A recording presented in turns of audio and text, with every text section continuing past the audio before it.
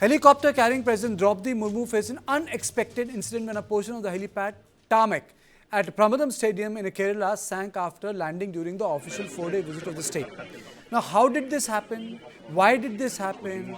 How is the tarmac made? How serious is this issue? On this, I am joined by Air Commodore Dr. Ashwinder Singh Bahal. Let me straight away go to Dr. Ashwinder Singh Bahal, sir. How can this happen on a presidential helicopter, sir? Can you just break it down for a viewer? Absolutely. First thing is, it should never happen. Let me take you back to September 2009, when Y.S. Rajashekhar Reddy, who was the Chief Minister of Andhra Pradesh, took off for landing in Kurnool. And there was huge weather, bad weather, and the helicopter crashed and 5 people died. Now, I think we need to learn from all the lessons that have taken place in the past. In case of a president who's the head of all the 3 armed forces, it becomes extremely important that no chance can be taken with her life or with any danger associated with her. What I have been told is that there was a helipad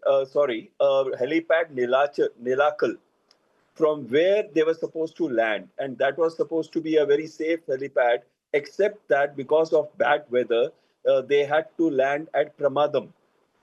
Pramadam is about 50 kilometers from this place, Nilakal. And I also believe what I see from media reports is that they had built this helipad virtually overnight. Now, this helicopter is about 13 tons max takeoff weight. So when it is coming for landing, probably it would be around 10 tons or plus minus 1 ton. So when we are looking at a helipad, it must have 2.5 times the landing weight of the helicopter in terms of dynamic load, which implies that it should be around 25 tons load factor should be taken by the helipad. Second thing is, if you translate this into the amount of concrete, it becomes 6 inches of concrete. So that would perhaps give the same load factor which can take on a Mi-17 landing at that time. Now, I want to say so how big is an Mi-17? A lot of people will not understand that. For them, it's an helicopter. Can you just tell us, when you use the word Mi-17, what is the picture you should get in mind? Absolutely. Now, you can see the picture of the helicopter. It's a medium weight helicopter. It can take 30 troops of 4 tons, 4,000 kgs of load, or 30 troops, or 20 wounded stretchers. So you can imagine the nice and big size of this helicopter, but it is not like the others which are very, very heavy, which come in 20 tons or 30 tons, but it is a medium weight helicopter. At the same time, it is not a light helicopter, which implies that it requires a load factor which corresponds to its weight of about 10 to 13,000 kgs. Now, in this case, you needed a 6-ton concrete, 6 inches concrete, which also implies that because it was made virtually overnight, as I come to know from media reports, it was still wet. Why was it wet? Because there was bad weather in any case. And you can see from the photographs that it's a forested area. And that probably the weather would not have been good even at this time, may not be bad, but it would be cloudy or that way, which implies that it wouldn't have got time to heat up and thereby dry up the concrete. And hence the concrete may not have the same load factor, even when it has the 6 inches of concrete put into it. So first of all, the quality of the concrete that was put at 6 inches, I'm not sure that the inquiry would be able to tell. And second is that the concrete must need drying time. And since it didn't have drying time, and last thing I want to tell you, which is extremely important, anytime a president lands or takes off anywhere, we do dummy runs. We have an air traffic control officer there who's looking at birds, who's also looking at path, whether the flight path for landing is safe or not. Probably, whenever a VVIP moves, there is a pressure on the crew. Why is there a pressure on the crew? Because president's movements are time-bound into seconds virtually, not even minutes. So suppose the president is supposed to land at 17:15, then the aircraft should be touched down at 17:15. 15 is the seconds after that. Yes.